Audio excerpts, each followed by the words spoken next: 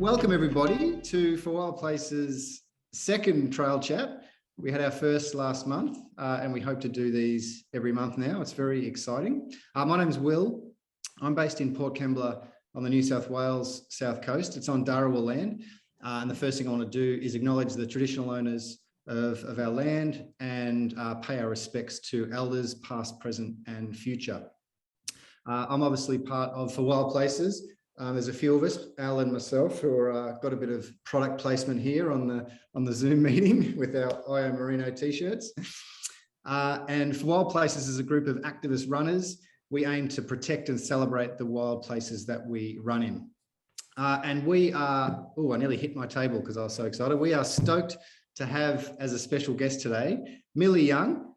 Millie is an ultra runner, a climber, and according to Hilary Spiel on Facebook, an all-round adventure woman. Thanks, Hilary. Back in April 2021, Millie set out to run the renowned Port Davey and South Coast track in the wild southeast of Lutruwita, which is Tasmania, a journey of over 180 Ks. So, and she's created a short documentary. Well, sorry, I should say she holds the fastest known time, the FKT, for that trail. But the actual event is probably better known as the MKT, the muddiest known time, which is a short doco that Millie has created. So I just want to welcome and say a massive hello to Millie. Thank you for coming. Thanks, Will. Thank you very much for having me. It's great to be here. A real pleasure. Awesome. Now, we're going to come back to that epic run a bit later, but I'm a bit scared to pronounce the place you live in because of my bogan Australian accent, but I hear you're very far away at the moment. Can you tell us where you are and what you've been up to? Yeah, I'm in Chamonix in France. I'm currently in my very dark apartment, even though it's 11 a.m. And I've been here for a couple of weeks now. I moved over at the start of June, and I have been just enjoying the mountains. It's been a while because of COVID since, been in high mountains. So we've been enjoying the trails, which are absolutely stunning here. Doing lots of running and lots of climbing, both rock climbing and getting into the alpine. So it's been really fun so far, and a couple more months of the summer here to go. So yeah, a few adventures ahead planned. Cool. So, and feel free if this is not public information yet, but are you on holidays, just living it up over there, or are you working on a project over there as we speak? Not working on a project, no, just a personal project to skill up in alpine climbing. Really is the main objective for me to be over here in Chamonix for the summer. I am still working, so it's not entirely holiday.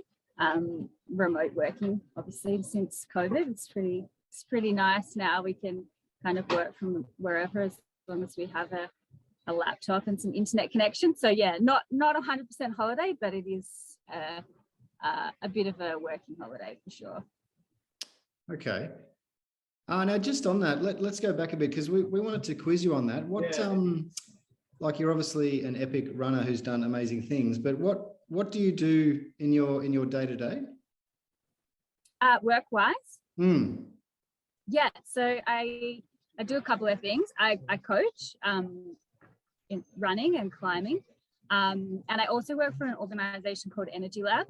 So Energy Lab is a startup, well, we're a not-for-profit startup accelerator. Some people might be familiar with that term, but basically we work with companies in Australia and globally, from kind of everywhere through all phases, from first coming up with an idea all the way through to what's called like a scale up. So companies raising kind of tens of millions of dollars, but all with a focus on combating climate change or doing stuff in the area of clean energy. Yeah, right. And what's your role? What's your role in that company? Yeah, so I previously have been heavily involved in a lot of the kind of the early stage startup stuff, so helping entrepreneurs with ideation, building pitch decks, talking to investors, building out their product, doing customer research, that kind of thing. And more recently, my focus is kind of honed in on a particular program, which is all about getting more women into the space of energy and climate entrepreneurship, because a couple of years ago when, a few years ago now, when I first started working at Energy Lab, majority of the founders in the energy or the clean energy and climate space were male. So we started a fellowship, a 3-month program to help women come up with ideas, or if they've already come up with ideas, do all the things that I mentioned before, like build out a pitch deck, customer research, talk to investors, and really kind of gain traction with their startup ideas in the energy and climate space, with the intention of them helping them go on to start clean energy and climate startups. So yeah, that's kind of been my focus for certainly the last year. Wow, that's awesome. Sorry, this may sound a bit boring, but it really interests me. How do you manage? Yeah, totally. How do you manage balance? I mean, you obviously mentioned you're working away from home at the moment, but how do you balance life and work and play and running? Yeah, great question. So I suppose if you talk to some of my colleagues, I first started working full-time at Energy Lab however many years ago, 3.5 years or so. And then I dropped to 4 days, and then, 9-day fortnight. Then I started working 4 days. Then I started working 6 months of the year. So I'm very lucky in that my work with Energy Lab, they're a great organization. We're a really small team. I think at the moment there's six of us. And they've always just been really supportive of my life outside of work. And while I'm over here in Chamonix, I'm not doing that much work, which is great. It means I can go and kind of follow those passions and other pursuits, but still like have my toe in the water and still be working and have a job to come home to and those things. So for me, it's just very much down to having a great employer. Yeah. That's awesome. I think I can't remember if it was in the short film or in, remember when Freddie interviewed you? I think last year? Yeah, that was great. I can't remember where you said it, but I think you mentioned you only got into running like recently, kind of during COVID time, which I think is the case for a lot of people. But like, did you always did you always love running when you were a youngster, or is it something that you've just been won to later on? Definitely, I think something that came later. Yeah, so I did really just start. Well, I mean, I've always, run a little bit, played hockey competitively when I was younger and did lots of sports at school and that kind of thing. So it's not like I'd never run a step in my life before I started running during COVID. But in sort of like the last however many years, 10 years since leaving school, or 15 years probably, climbing was more a focus. And then, during COVID, I was isolating in rural WA and didn't have climbing partners and didn't have anywhere to climb. So started running, fell in love with it. But certainly when I was younger, I can always remember, like, I never really enjoyed, primary school cross country or anything like that. It was always like, when that time of the year came around, I didn't look forward to it. I didn't like the feeling of like, being short of breath, or like that like metallic feeling in your mouth and trying to like breathe in when you were pushing yourself too hard. Now I really enjoy that. But I can't say that I've always been like a runner. It's certainly something that I've just been drawn to in the last couple of years. And I think the reason that I like it is for that adventurous aspect and being able to cover a lot of ground under your own steam, very uninhibited, unfettered mode of transport, right? You just need a pair of shoes. You don't need a partner. I mean, it's great to run with other people, but yeah, it's just a great way of exploring new places. And like being in Chamonix, it's been fantastic. Just being out, like, I don't have a car here, so being able to run for like, longer distances is a great way to explore the areas around you, the trails, the towns, etc. So yeah, love running now, but it has definitely been a recent thing. Yeah, cool. It's so weird. It's weird. It's similar to me. I'm a very recent convert, and it's, I would never say a global pandemic was a good thing, but in a weird way, there's been like I was the same. I couldn't do other things, so I just started running and fell in love with it. So looking back, it kind of was a good thing. It's a contradiction. Yeah, exactly. And I think that's the same for a lot of people, right? It's been very transformative in that way. Like I've definitely noticed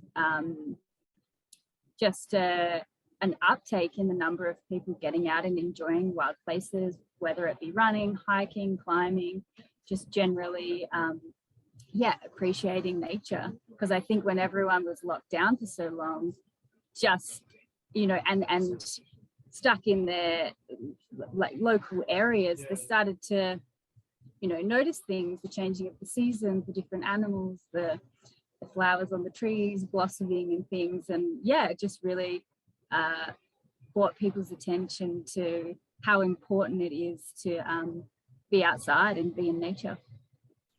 Absolutely. Beautiful. Now, with that in mind, I want to turn to something quite grim, because I read an article about you in the North Face, and and this is a quote. It's mid-morning on a Saturday in April, and I'm lying crumpled on a rocky beach, clutching my left foot in pain. I'm deep in the Tasmanian wilderness, 40 odd kilometers from the nearest road. I've got 120 kilometers in the legs. I haven't slept in over 24 hours, and I'm fairly sure I've broken something in my foot.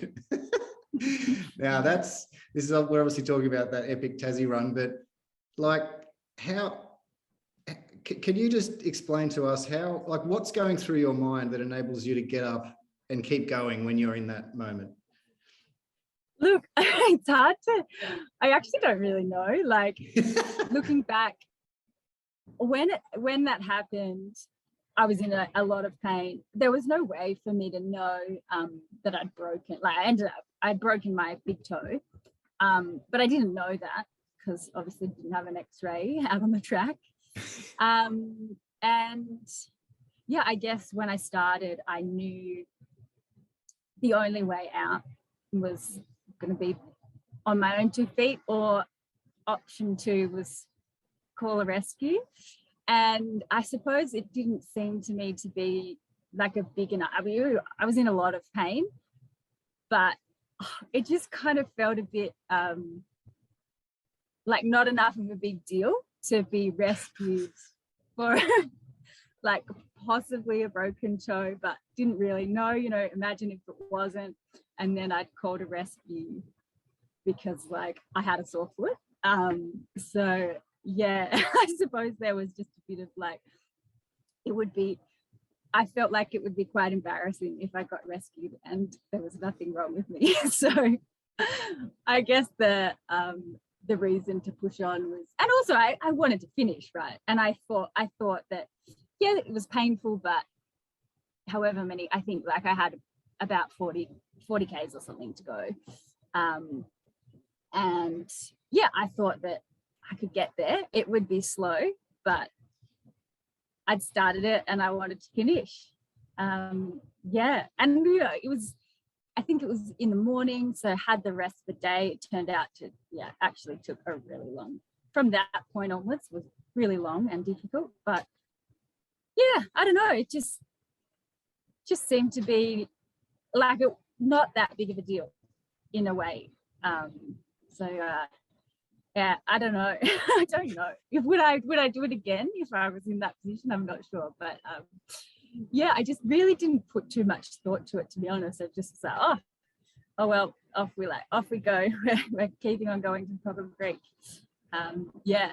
So it's not amazing. much was going through my head, to be honest. I guess at a certain point, given what you've described, at a certain point you don't really have much of a choice, I guess. But you still do have to get up and keep going. Yeah, and not make that call. But it's amazing. Yeah. And it was a beautiful day.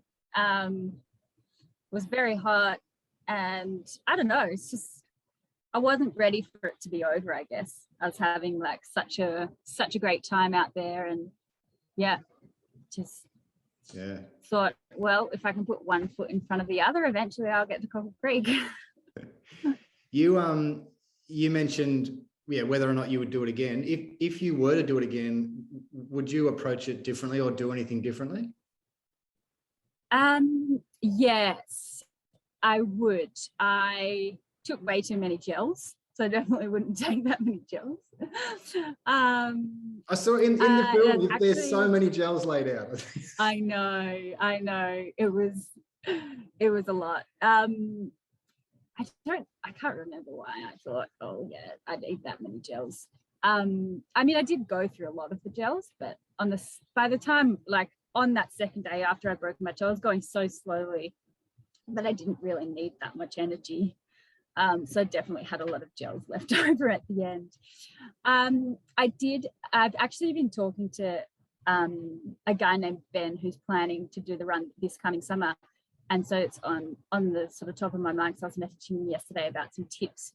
I would have take more dry bags to swim across, because we had a couple of instances where unexpected swims across passages that we should have been able to row a boat across. But with issues with the boats, we had to swim.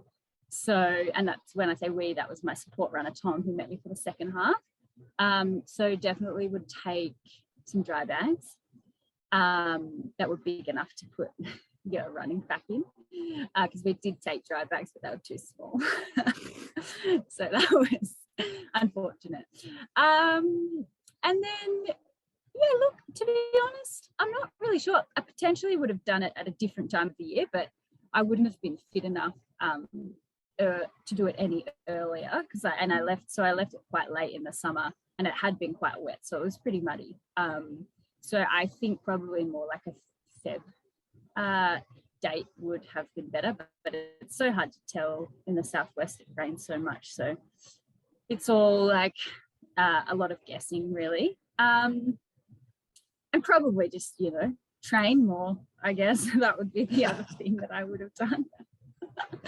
I had a lot of injuries leading up to it, and actually till about a couple of weeks before, I wasn't really sure if I was going to be able to actually get it done. But magically my injuries disappeared with a couple of weeks to go, so we were all good. But I didn't get probably as much training as I could have done before, but hey, that's always the way, right? There's always little tweaks, and you're always could have done more. But there wasn't too much I would change. Like potentially not breaking my toe would have been good, but oh well, it just added to the adventure. Yeah. Awesome. I just had a couple more questions, then we'll open it up, see if other folks want to ask one. But obviously for Wild Places is about protecting wild places. Down in Tassie, logging is obviously a massive issue, but on that particular track, were there any particular environmental issues that are worth getting out there and publicising, or campaigns to protect the environment down there?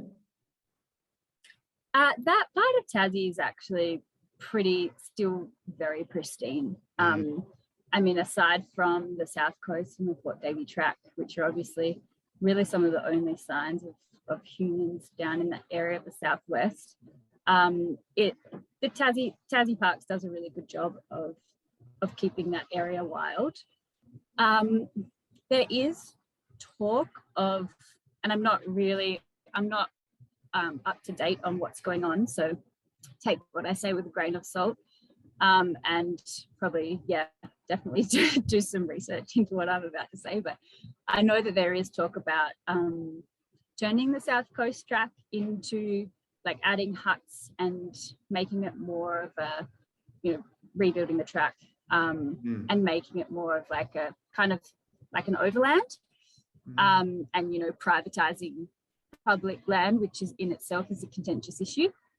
So that's definitely something that I don't know if I'm 100% for.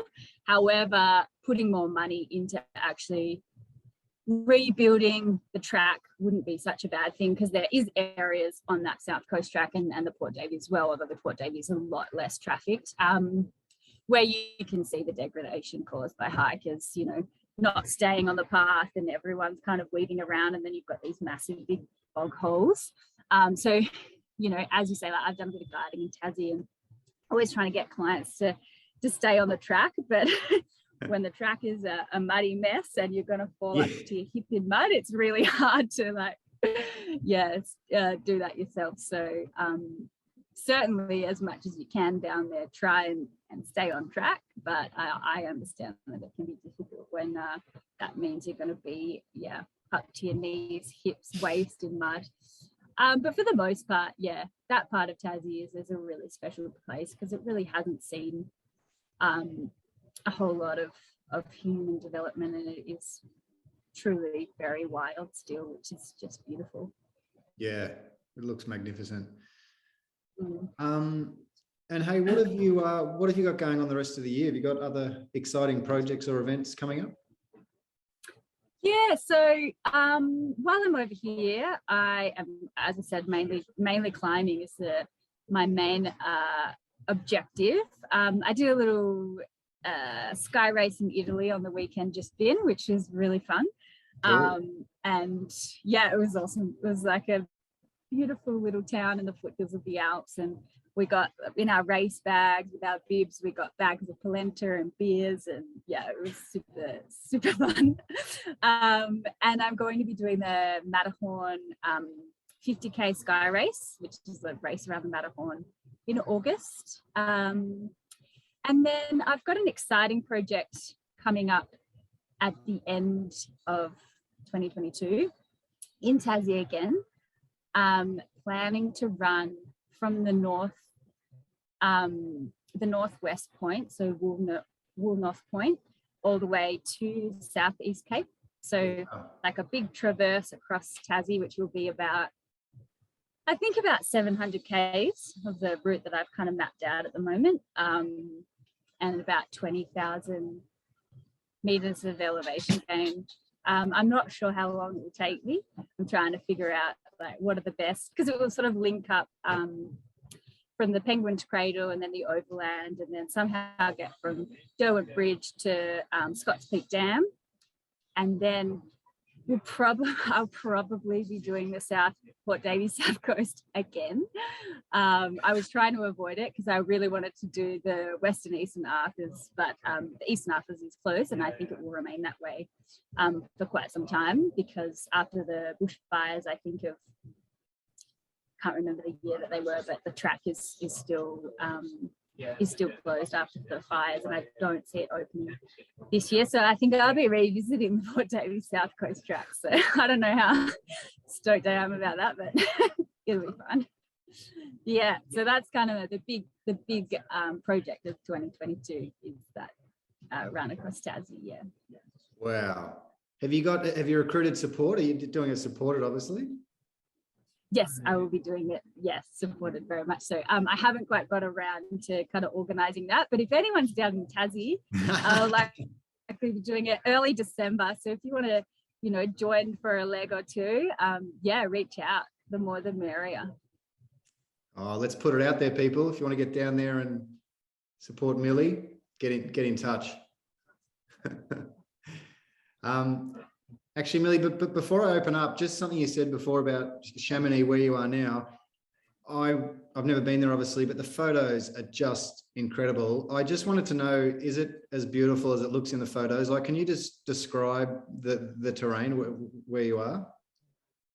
Yeah, so from my apartment right now, I'm just looking out the window at the Aiguilles Rouges, which is opposite. So one side of the valley is like a mostly gneiss rock, and it's beautiful rock climbing up here, big spires. But behind me, which I can't see out my window, is the Mont Blanc Massif. So from the center of Chamonix, you look up at the highest mountain in Europe, Mont Blanc, and then all of the beautiful big granite spires, like along the Mont Blanc Massif, all the way up the valley, towering granite, beautiful clouds moving through, the glaciers kind of almost coming down and licking the town, although there has been a lot of, we've had a heat wave here the last week or so, so that's really, there's been a lot of melt.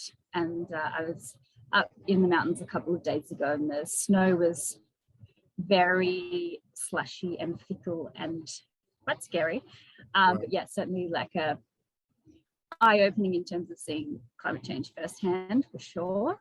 But yeah, it's absolutely incredibly stunning. Every time I step outside and look up, it's just like, whoa, yeah, amazing. That is awesome. All right, well, I might put it out there. I just wanted to do a plug for, so Millie's short film, Muddiest Known Time. It's available on Adventure Plus. So check out Adventure Plus to watch that film. And conveniently, we can say if you sign up to be a founding member of For Wild Places, you will actually get a free 6-month subscription to Adventure Plus, because they've been amazing supporters of our membership program. So yeah, if you watch one short film this year, make sure it's Muddiest Known Time, and check out the pain that Millie went through, but also the joy of the experience. And I will say, actually, Will, just to correct you there, I did not make that film, and I can't take any credit for it. That was the wonderful Alex Clapton, whose company, his media company, is called Media by the Untamed, and that is his amazing film work and stitching it all together, which he did in a really short amount of time to get it into the Gutsy Girls Film Festival. So yeah, that's all Alex. I did the running, but he did everything else. So yeah, I can't take any credit for that. Nah, credit to the artist. I love it. That's good. Congrats, Alex. All right. So look, we have Hillary's on the call looking after the chat, but there's not too many people on the call. So maybe just jump in and ask Millie a question. If you're having trouble jumping in, maybe just stick your hand up or chuck a question in the chat, and we'll make sure you can get on and ask Millie a question. Hey, Millie. I'm super excited for your epic adventure across Tassie later this year. How long have you been kind of dreaming up that route for?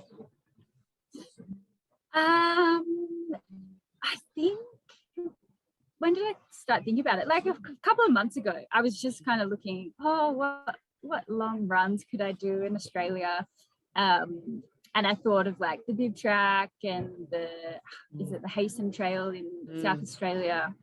And then I was like, I might just make one up across Tassie. And actually a couple of friends of mine have hiked like similar passages across Tassie before, like starting in Penguin and making their way to Copper Creek. So definitely got some inspiration from them, and hopefully some GPS tracks when it comes to the time. But yeah, kind of probably actually about a month ago, I sat down properly with Gaia GPS and kind of planned out a route. The real crux is between Derwent Bridge and Scotts Peak Dam, because there's not trails that go through there. You can certainly do a bit of off track, but it wouldn't be very runnable. And I would quite like to, I mean, who knows, that'll be however many days into the 700k. So who knows how much we're actually running then. But yeah, I'd like to try and make the terrain somewhat runnable. So I think I'll link up some fire trails through there to get to Scotts Peak Dam. But yeah, it should be a good project. Like, fingers crossed I get there healthy and no injuries and being able to do it. But yeah, it should be fun. I'm looking forward to it. I feel like a summer in Chamonix will get your mountain legs, in good shape. Exactly, that's the plan. Oh, that's awesome. No, definitely, I'd love to reach out and try and, I don't know, find people who want to be involved. There's obviously huge trail running scene in Tassie, but also we all love getting down, any excuse to get down to Tassie for a run. But yeah, I guess it sounds like keeping up might be the hard part. Not with your, mountain legs, maybe the back end. No, that'd be great. Yeah, as many people that want to join. It would be fun to make it. Yeah, like just a big party. Yeah, and I guess like on that, with these big adventures, like they're obviously a personal challenge, but are there other things that you want to kind of get out of them in terms of like awareness, or I guess, you know, just also just showing people that you can just come up with an idea and go and do it, like, you know, what. And I guess, you know, working in the energy sector and obviously seeing the impacts of climate change wherever you are, especially in Chamonix, like, does that play a part in your kind of choosing where you want to do and what you want to do? Yeah, so I think there's definitely, like, as you mentioned, like a thread of, yeah, anyone can do it. And just, I guess, in a way, like, not that I would say that I'm like an example of that, you know, but, you know, there are way more other people who are doing way more amazing things to show that, you know, we can all do these things. But that's certainly like something. It's like no matter who you are, and how, you know, little running, when you started running or when you started climbing or whatever it is, like, if you can dream up something, you can, you know, take small steps to eventually get there. And yeah, I think the whole idea of running in wild places and beautiful wilderness areas like the Running Tassie, for example, also to showcase, like, to other people, like, you know, wild places still exist and how important they are, for both, like, you know, to play in but also to protect. And you know, I think running is a great canvas to not only get people into those wild places, and exploring them, because once you visit a wild place, you know, you have an affinity to that place, and to nature, and I think that spurs people to want to protect it more. I think that is sort of like the catch-22 of the environmental crisis, right? And, like, you know, building trails in wild places, like, we want everybody to be able to access wild places so that they love them and they want to protect them. But there is also that element of, with more people visiting wild places, more environmental degradation. So yeah, it's a fun balancing act. But back to your question, I think, yeah, the main reason is, like, obviously, like, a personal challenge and, like, putting yourself in difficult situations to be able to discover more about your psyche and your physical and mental capacity, but also, yeah, just going out and having a beautiful time in nature and kind of hoping that inspires other people to do the same. No, I'm sure you will. And I'll pass it over to, I think you had a question, Elle, and then there's a few in the chat as well.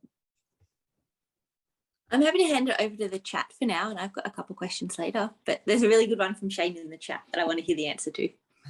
Cool. Millie, I'm not sure if you can see the chat, but Shane's asked, do you see a difference in how the trails and wild places are managed and treated in Chamonix compared to back in Australia? I think there's sort of, like, being here in the Chamonix Valley, just in Europe in general, I think there's so much infrastructure here. So it's not, I wouldn't say it's really wild. Like, we're not in it is wild. You go up into Mont Blanc Massif and, you know, you're in the mercy of the mountains. But there's chairlifts going up to the mountains, like, all around. There's literally trails everywhere. You go up to, like, 3,000 meters, there's cafes. So there's certainly a lot more infrastructure. There's also a lot more people. From what I have seen, the trails are, one thing that I would say is a little bit different is I haven't seen any rubbish around at all, which is such a delight. Considering how many people there are, I think there's, like, certainly a respect for, would we call them wild? Perhaps not, but, like, a respect for, like, nature here, and the trails, incredibly well kept, signposts everywhere.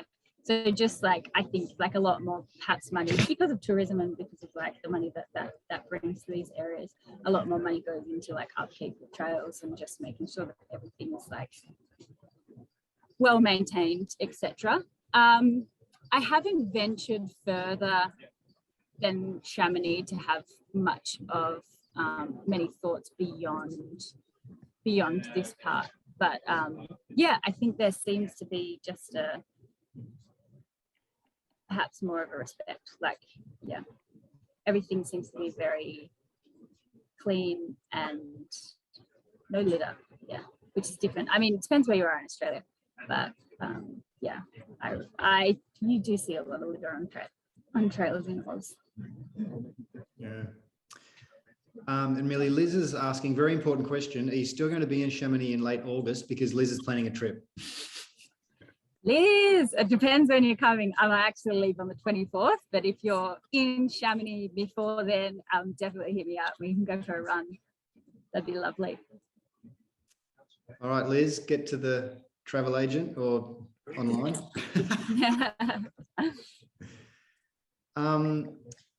Oh, sorry, Al, you might want to jump in, but I was just following on from Shane's question, Millie. Do you think that cleanliness is just a culture of people picking up after themselves, or is there kind of public infrastructure around, garbage collection essentially? I haven't seen garbage collection on the trails. There might be like good trail maintenance. I think it's just people picking up after themselves. Like in general, like the town of Chamonix is very clean, as are most of the towns dotted along this valley. But as I said, like there must be a lot of money coming in. Like the Aguida Midi, which is the chairlift that goes kind of up. The Aguida Midi cable car, which is the chairlift the cable car that goes up to the Aguida Midi, which is sort of 3,800 meters, like just below Mont Blanc, is I think the second highest visited tourist attraction aside from the Eiffel Tower in France. So there's a lot of money there. There's a lot of tourism money that comes to this town, and the skiing in the winter and the mountain biking, the running, the climbing, the alpinism in the summer is certainly a destination for a lot of people. So I'm sure that there is a lot of infrastructure and a lot of money that goes into like keeping everything clean and well maintained. Yeah. But it's certainly like a big playground.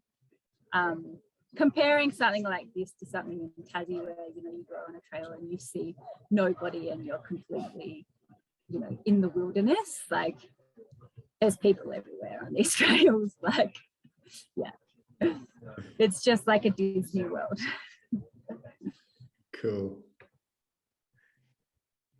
I'll look out. Shane's going as well. Everyone's going. That's great.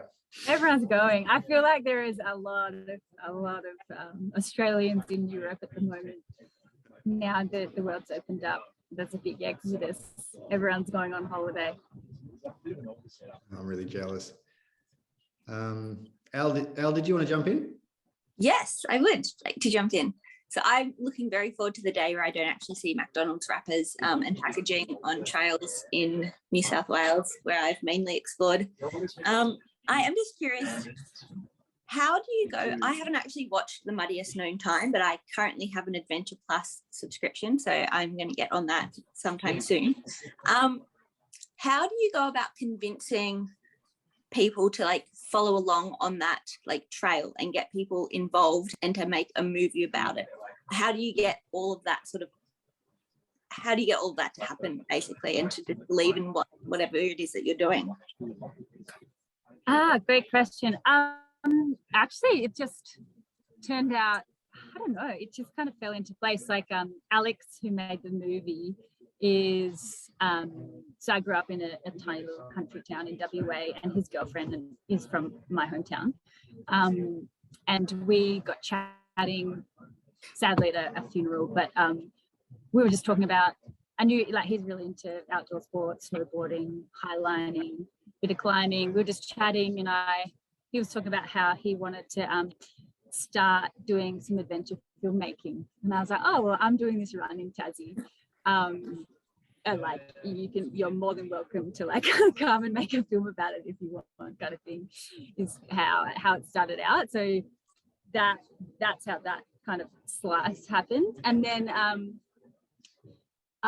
The only really other thing that I needed for the run in terms of like outside support, I was thinking about running it completely solo, but there is, well, first of all, like I hadn't run 100 miles before, and I would be running through the night. And in the past, like throughout my life, I've had suffered from seizures, usually triggered by kind of lack of sleep or like, you know, really intense physical exertion or pain or things like that.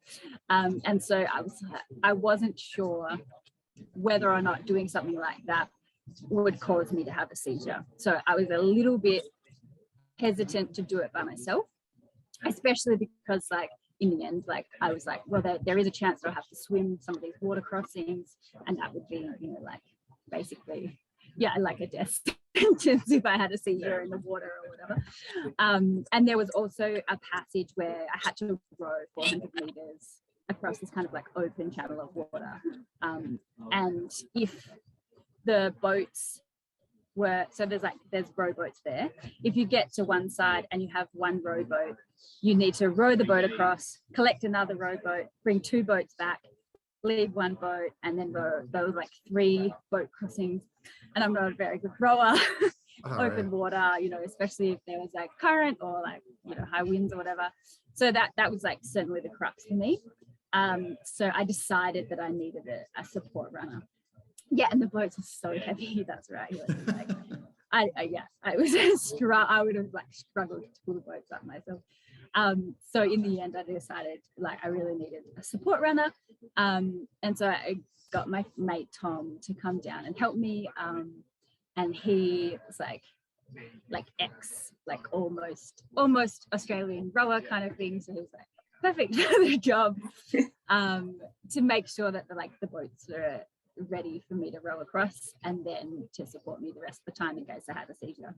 It was funny though, because like Tom, I think the furthest he'd run was like 20 Ks in like the lead up to doing that run. So I mean, he'd done lots of cycling beforehand, and he'd done like a big epic bike ride from like Melbourne up to Albury, I think, before. So he was fit, but he hadn't run that far. So we were both in a lot of pain in the second half of that run, me with my broken toe and him with his unconditioned legs. So yeah, I think just like having mates who are like, in answer to your question in a roundabout way, like in having mates who are like just willing to have a crack and come and support you is super, super important. But yeah, I think for this run in Tassie, we'll have like a core group of mates who will come and support and like drive cars and whatnot. But then just putting the word out there, and just saying to whoever wants to come and join, right? Like, yeah, have a GPS track and keep perhaps like, I don't know, a Facebook page or an Instagram page, like updated on where I am if anyone wants to come and join at certain sections. Hilary, so any tips on getting sponsorship or grants to make adventures happen? Yeah, so the North Face grant, so the run that I did in Tassie was a North Face grant supported, and that all happened like pretty, I think we submitted it like the day that it was due kind of thing. And I think at the time it was helpful because like it was something that was in Australia, because like with COVID, North Face were looking to support things like within the country and like adventures a little closer to home. And I think at the time, like it was a little bit different to things that they'd supported before, which were more like skiing and climbing. So the whole like kind of running, FKT, big long thing that hadn't really been done before, so that was quite fresh. But I think, yeah, just looking at the different grants from different companies, and actually I learned this from Alex, because I was like complete newbie to this, but Alex, who made the movie, actually kind of like spearheaded that part of the project. He just like emailed a bunch of different companies, and more often than not, people are really, really willing and happy to support, whether it's like gels or like gear or whatever. Like I think companies are just keen to get involved if you're like doing something fun and you're enthusiastic, and so I think just kind of throwing mud at a wall and seeing what will stick, I think, is the approach that we took. And you had access to a lot of mud. Exactly. Well, yeah, I didn't really mean that as like a pun, but totally pun intended. Al, did you have another question? I did have another question, actually. It's more in terms of just advice for running your first 100 miles, and just keen for that, and how you said that you were a little bit undertrained, and that I'm running my first 100 miles in December, and I'm just worried about being undertrained. Just curious if you can provide any advice. Yeah. So what's the 100 miler? Or are you doing it as like a self project, or are you doing a race? I'm doing the Ultra Trail Kosciuszko 100 miler. Awesome. Great. Cool. Yeah, what's my advice? I think like, I didn't know what I was getting myself into, really. The longest I'd run was 50 miles before that. And like, even, I don't think my training weeks were even that big, like maybe 80, 90K a week leading in for a couple of weeks. So I wasn't doing that higher training volume. I think just like being prepared for all the things that could go wrong. Like I did write myself a spreadsheet beforehand of like what all the possible things that could go wrong, and just like got really creative with it, and then what I would do to fix it, and just like having thought about that beforehand, like so when the time came, like I had that in my mind. I'd previously thought about it. I was like, okay, cool, I know how to do this. And obviously things will come up which you haven't planned for, but just I think in 100 miles, so much, I mean, you know, I'm not talking from much experience, I've only done it once, but so much can go wrong. So just like being prepared to problem solve, and knowing that like things will go wrong, and that's part of the fun and part of the adventure. And I think like a big part of longer like ultra running is like not only how fit you are or how mentally tough you are, but how well you can problem solve. Practice eating. Yeah. Awesome advice. Do you think, given that you've come from a climbing background and to someone who's only done bouldering a few times, but really wants to sort of get more into bouldering, do you think that like the fitness or muscular strength actually transfers over well to ultra running? Or do you think they are quite sort of separate sports and treated as such? I think alpine climbing and longer multi-pitch climbing, maybe not so much, but alpine climbing definitely, you know, long approaches with heavy-ish packs and then long days in the mountains transfers over somewhat well to ultra running, especially if you're on very like vertical terrain. Like if you're covering a lot of elevation gain and loss, then I think alpine climbing can be a good like skills transfer. And certainly just like the baseline level of endurance that you need. Like alpine climbing, you're not really getting your heart rate up much. It's usually all in kind of like zone 1 max, maybe sometimes zone 2 if you're like dealing with some difficult moves. But I think like sport climbing and bouldering, less so. I mean, if you talk to any climber who's like really into sport climbing, bouldering, you don't run. Like running is not good climbing, and like supposedly, and climbing not so good for running. It just, you're using different energy system, and yeah, climbing is, you know, much more of a strength-based sport, whereas running is much more endurance. However, that being said, I do really think that some of the kind of multi-planar strength that you get from climbing transfers well to like being agile on your feet and being able to move in different directions when you're running, especially over technical terrain. So, I mean, I think if you like want to be a world-class boulderer, maybe running is not the best complementary sport for you. But like, you know, if you're just out there to have fun and enjoy and like adventure, then I think it's great to do both. And it's really good. Something that I've experienced a lot in having both of those sports is like, oh, I've got a knee injury, cool, I can still climb. Or recently I've had like really bad wrist injury for a couple of months. It's like, well, that's okay, I can still run. So it's like, it's nice to just have both sports that require different muscle groups and different energy systems, so that, yeah, you've just got that diversity as well. And it's just way more fun. Multi-sports are definitely fun. Thank you for that. Appreciate it. That's awesome.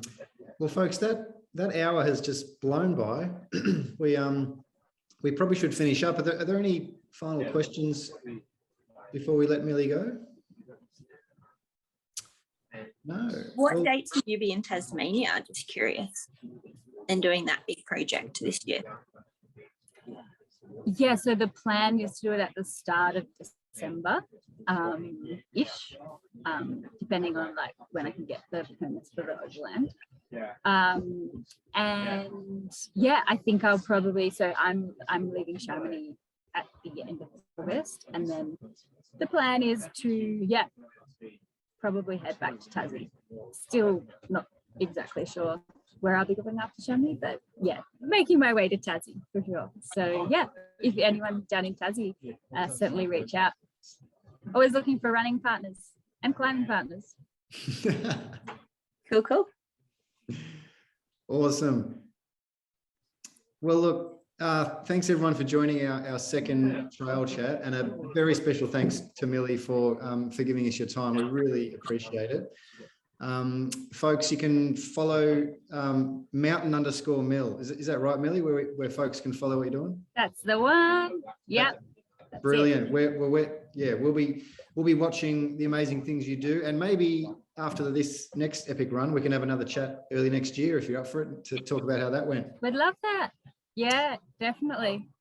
Always up for a chat. Thanks so much for having me. It's great to meet a few new faces, and see you again, Hillary. Great to see you. Thanks so much for all the great questions. That's awesome. Thanks so much for your time, and yeah, go outside and enjoy the beautiful day in Chamonix. Yeah. Thanks. Yeah. The rain's just stopped, so it's perfect timing. Lovely. Enjoy. Brilliant. Thank you so much. Thanks so much, Millie. Take care. See you later. Bye.